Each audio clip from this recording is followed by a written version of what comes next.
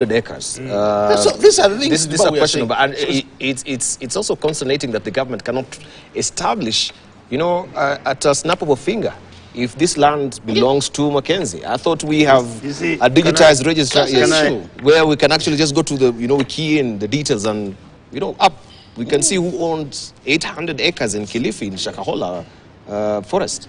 Let me say this, Dibal. This story is actually a reflection of where we are as a country. And I think all of us have really stated what it is. The Societies Act, under which most of these churches were registered, is outdated. Like all of us have been saying, we must have regulations, we must have order, we must have, without infringing on the rights of the churches. For example, Dibal, religion talks about integrity. Why do churches find it difficult to actually do audited reports by independent auditors, explaining to the Christians how they raised the money and what the money did? If the church agrees that money is made from tithe and it is taken by the priests can produce that in their constitution and then table it to their parishioners so that when the money comes, everybody knows. Or when you go to such a church, you go there and give the tithe, you know what the tithe is going to be. There's nothing wrong with being open. So where we are, and I listened carefully to what Honorable Mwaura said, we just may have to blame ourselves, all of us. Dibal, today, if you look at even DCI, right, and the police network of keeping records, today if I asked you how many people who are missing persons report, how many do we have missing in this country? What is the data? Where do they come from? I don't think we have that. Do we have excellently trained and capable forensic experts who such a matter? Look at what has happened in Kilifi right now.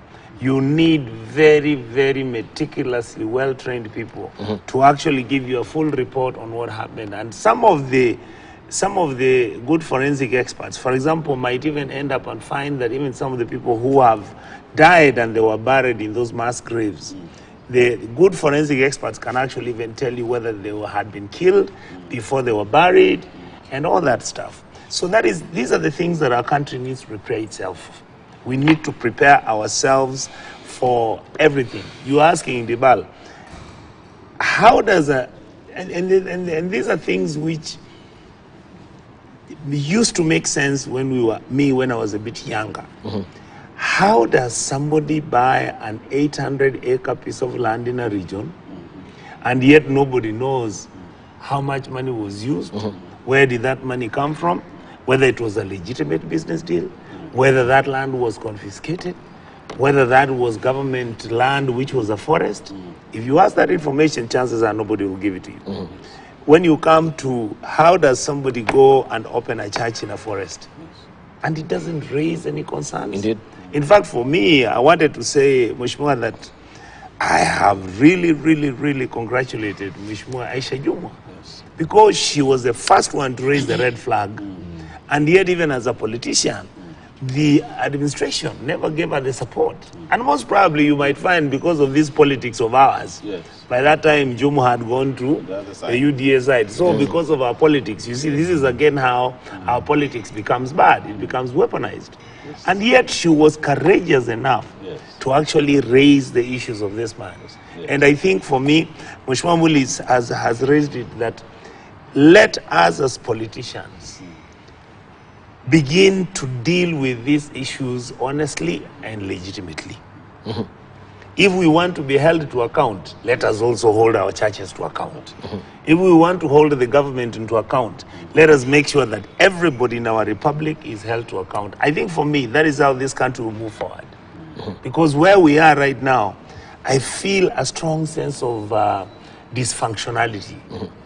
That you are a government, that such events are taking place, and this is not the only church.